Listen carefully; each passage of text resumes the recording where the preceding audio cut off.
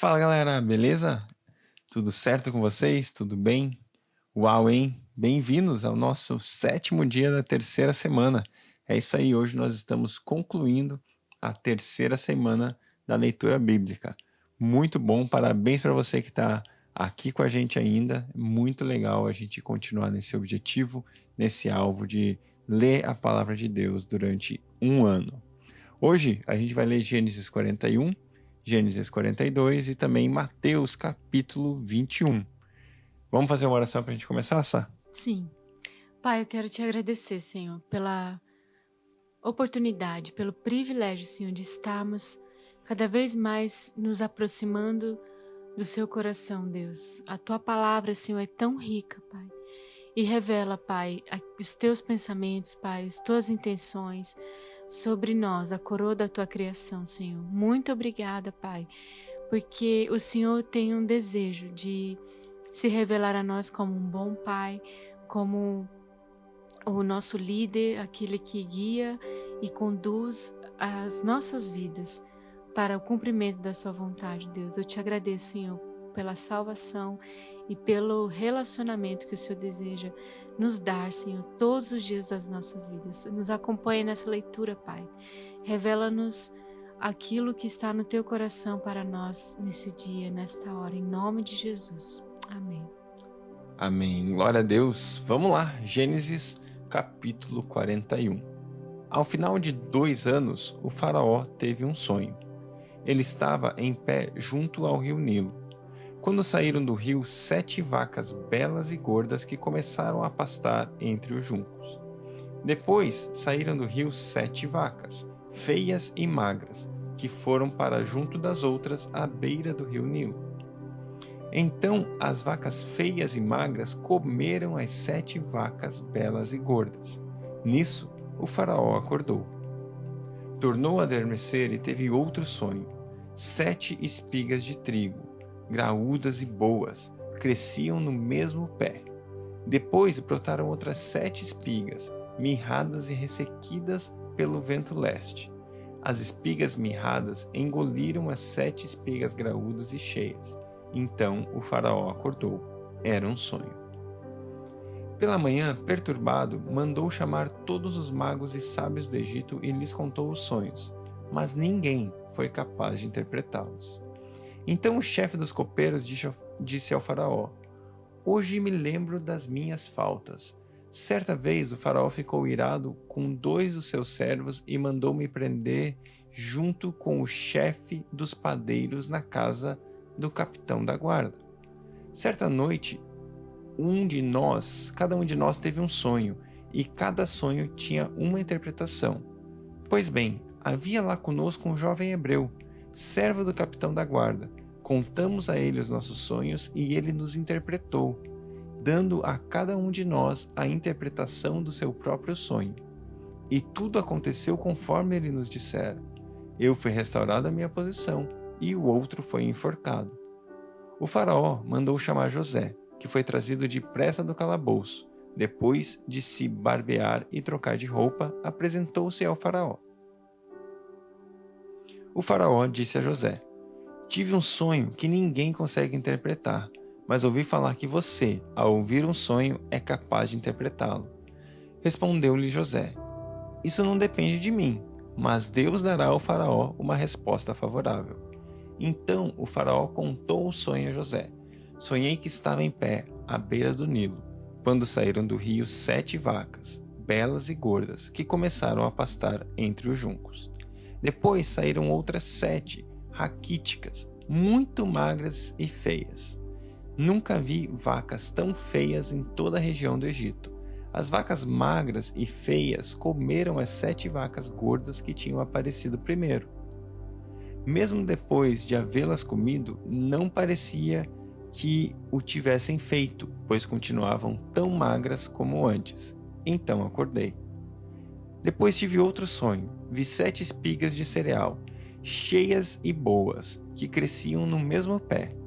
Depois delas brotaram outras 7, murchas e mirradas, ressequidas pelo vento leste. As espigas magras engoliram as 7 espigas boas. Contei isso aos magos, mas ninguém foi capaz de explicá-lo. O faraó teve um único sonho, disse-lhe José. Deus revelou ao faraó o que está prestes a fazer. As 7 vacas boas são 7 anos, e as 7 espigas boas também são 7 anos. Trata-se de um único sonho. As 7 vacas magras e feias surgiram depois das outras, e as 7 espigas mirradas, queimadas pelo vento leste, são 7 anos. Serão 7 anos de fome. É exatamente como eu disse ao faraó. Deus mostrou ao faraó aquilo que ele vai fazer.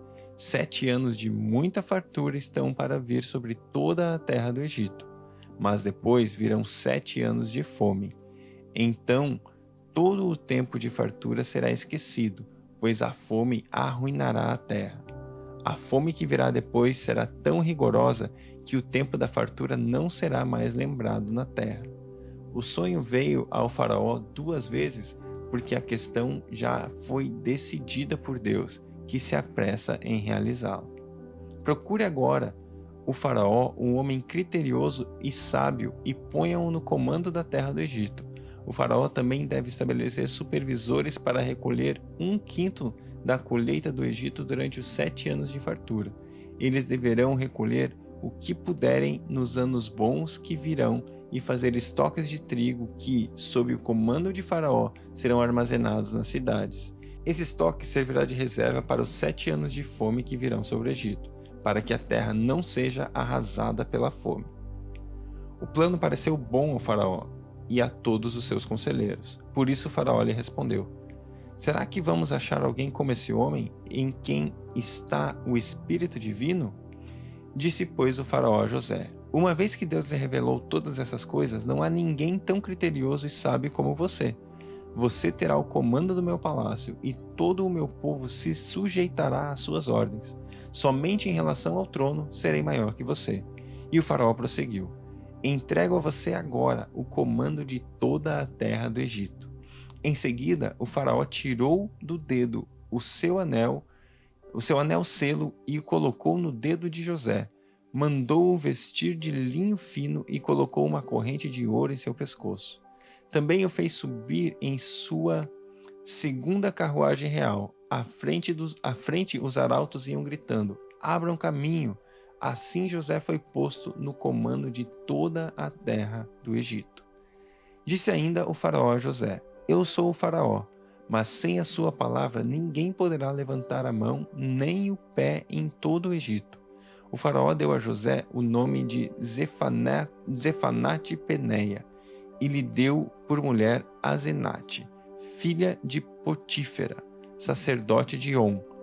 Depois José foi inspecionar toda a terra do Egito. José tinha 30 anos de idade quando começou a servir ao faraó, rei do Egito.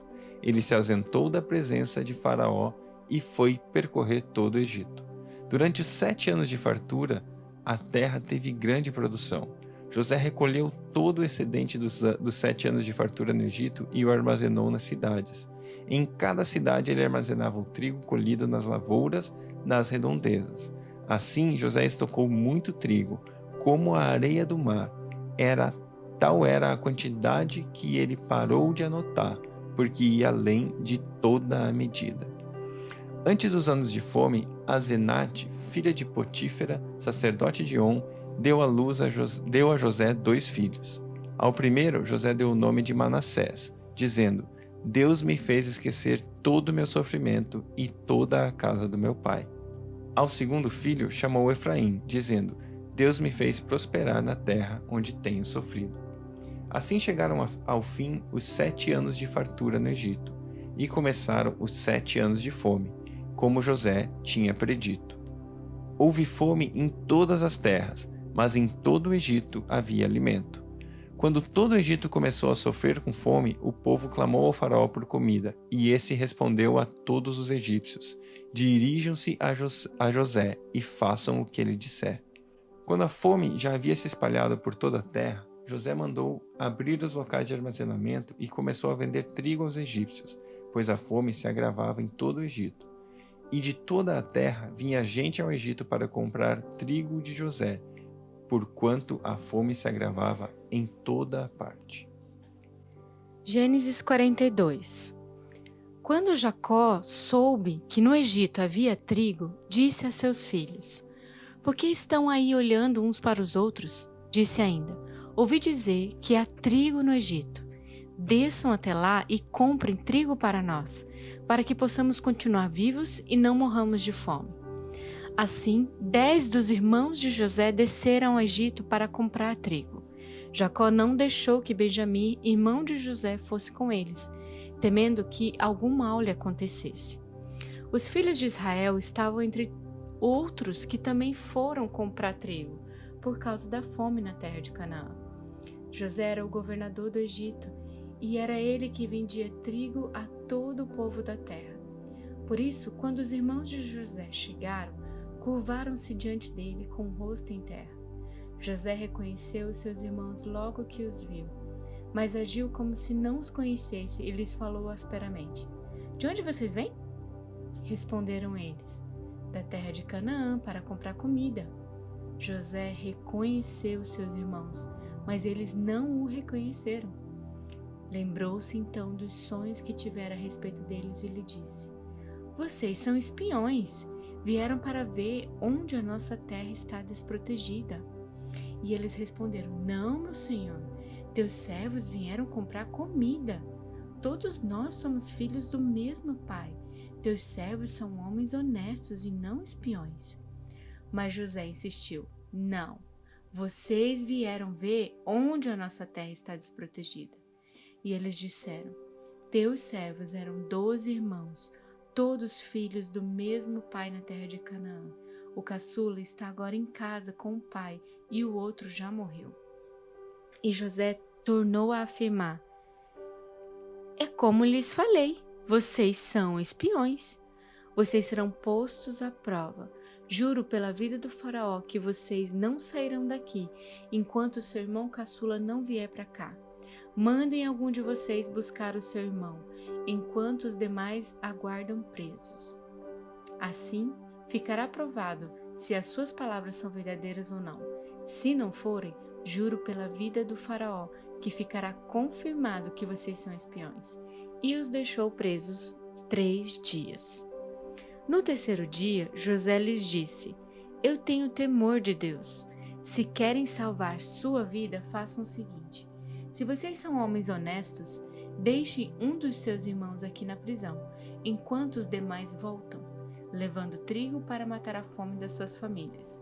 Tragam-me, porém, o seu irmão caçula para que se comprove as suas palavras e vocês não tenham que morrer. Eles se prontificaram a fazer isso e disseram uns aos outros: Certamente estamos sendo punidos pelo que fizemos a nosso irmão. Vimos como ele estava angustiado quando nos implorava por sua vida, mas não lhe demos ouvidos e por isso nos sobreveio esta angústia. Rúben respondeu: Eu não lhes disse que não maltratasse o menino? Mas vocês não quiseram me ouvir. Agora teremos que prestar conta do seu sangue. Eles, porém, não sabiam que José podia compreendê-los, pois ele lhes falava por meio de um intérprete. Nisso José retirou-se e começou a chorar, mas logo depois voltou e conversou de novo com eles. Então escolheu Simeão e mandou acorrentá-lo diante deles. Em seguida, José deu ordem para que enchessem de trigo suas bagagens e devolvessem a prata de cada um deles, colocando-as nas bagagens e lhes dessem mantimentos para a viagem. E assim foi feito. Eles puseram a carga de trigo sobre os seus jumentos e partiram. No lugar onde pararam para pernoitar, um deles abriu a bagagem para pegar forragem para o seu jumento e viu a prata na boca da bagagem e disse a seus irmãos: Devolveram a minha prata, está aqui em minha bagagem.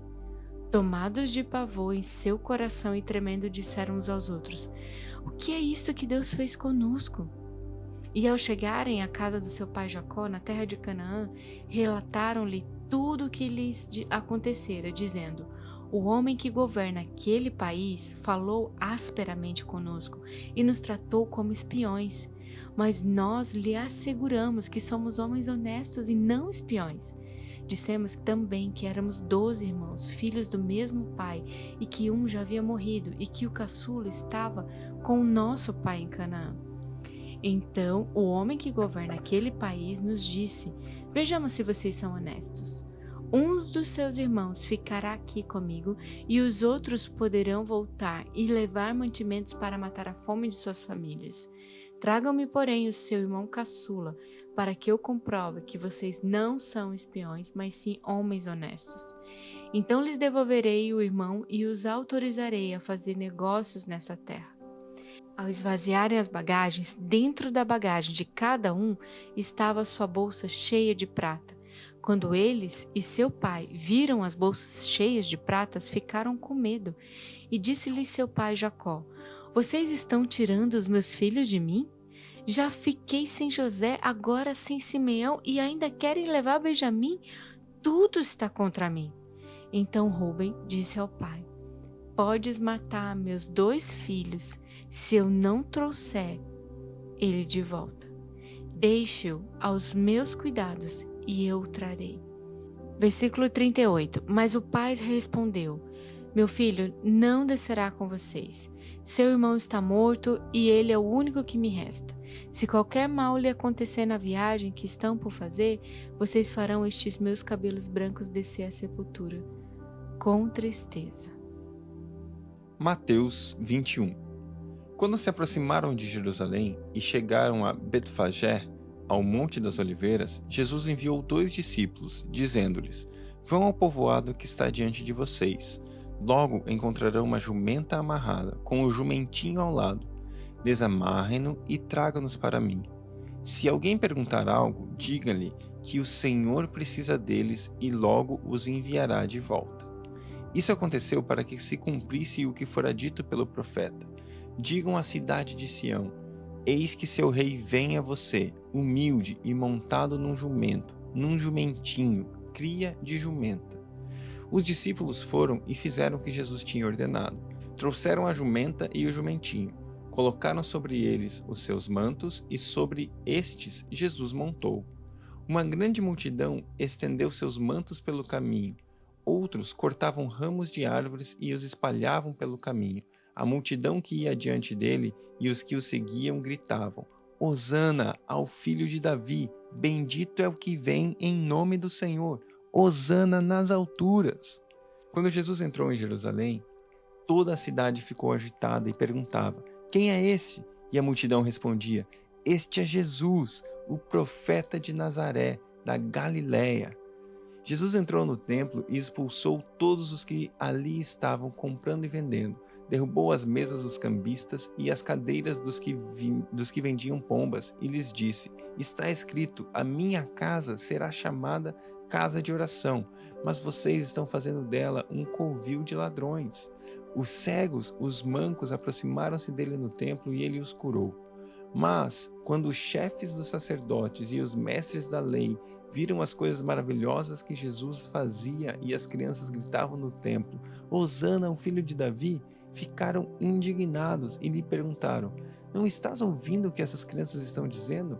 Respondeu Jesus: sim, vocês nunca leram? Dos lábios das crianças e dos recém-nascidos suscitaste louvor? E deixando-os, saiu da cidade para Betânia, onde passou a noite.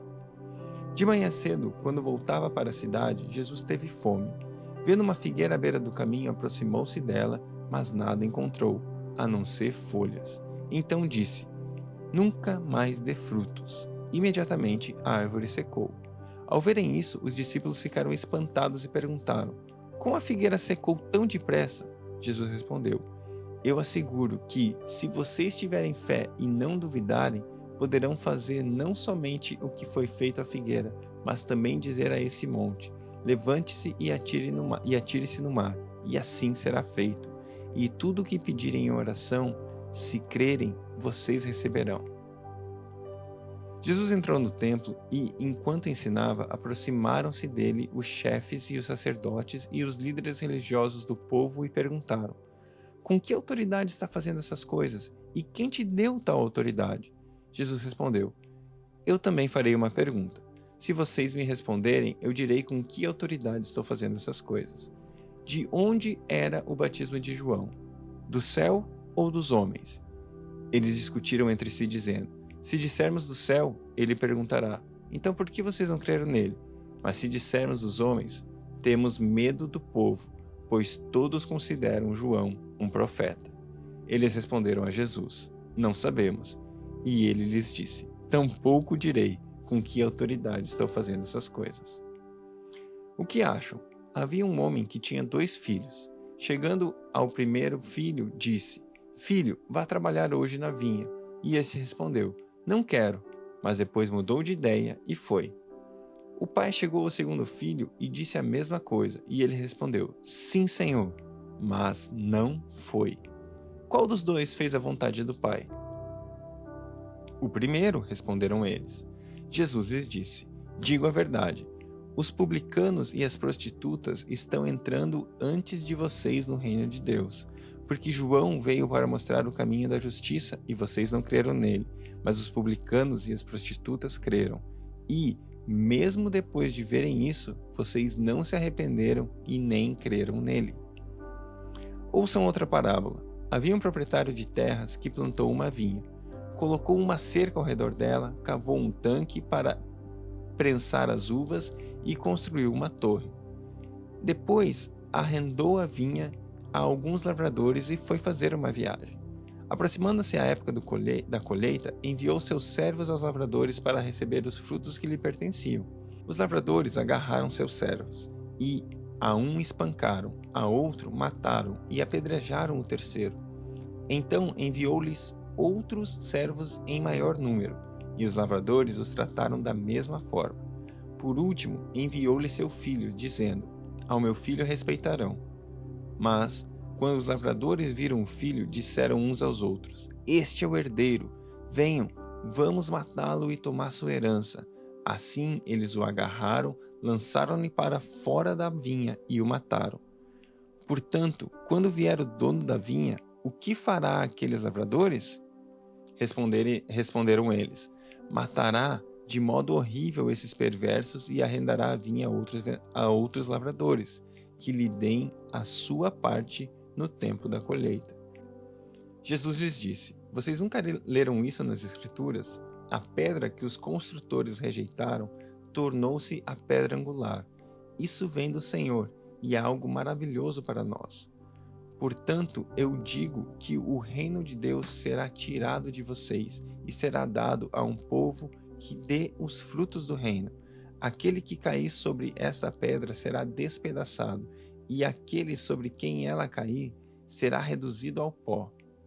Quando os chefes dos sacerdotes e os fariseus ouviram as parábolas de Jesus, compreenderam que ele falava a respeito deles, e procuraram um meio de prendê-lo, mas tinham medo das multidões, pois elas o consideravam profeta.